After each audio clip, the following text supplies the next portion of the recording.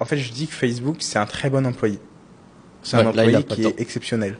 C'est-à-dire que ça va être peut-être le meilleur employé de ta boîte. En vrai, là, je m'épose, les gars, mais il a raison dans le sens où l'algorithme Facebook est un algorithme qui est ultra puissant. Il y a d'ailleurs un reportage sur Netflix qui peut vous permettre de voir, de comprendre en tout cas la puissance de l'algorithme. Ça s'appelle The Great Hack, pour ceux qui sont intéressés. Et ça va vous permettre de comprendre un petit peu de quoi on parle. Continue la vidéo.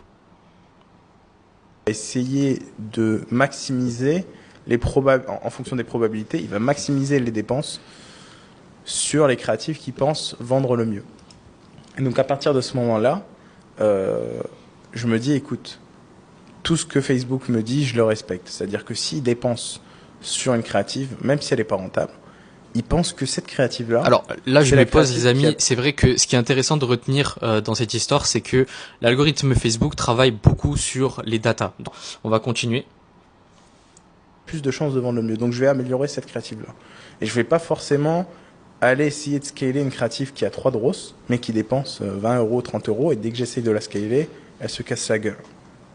Donc je me dis, si Facebook décide parce que je fonctionne énormément en CBO, je fonctionne, donc Campaign Budget Optimization, Facebook décide le budget entre les différents adsets. Je fais pas beaucoup Là, les d'AIO. gars, on est obligé de mettre pause. Les gars, ce qu'il est en train de dire, c'est une dinguerie. Il est en train de dire que quand il va faire sa phase de testing, il faut savoir que ce e-commerçant-là a réalisé plus de 100 millions, je crois, de chiffre d'affaires avec ses différentes marques. C'est une personne dont j'ai déjà entendu parler, que j'ai jamais eu l'occasion de rencontrer. Mais ce qui est très intéressant, c'est que il va à contresens de ce qu'on a l'habitude d'entendre. C'est-à-dire que lui, il va pas forcément se focaliser sur les créatives les plus rentables pour ses phases de scaling. Il va se concentrer sur les créatives qui dépensent le plus de budget.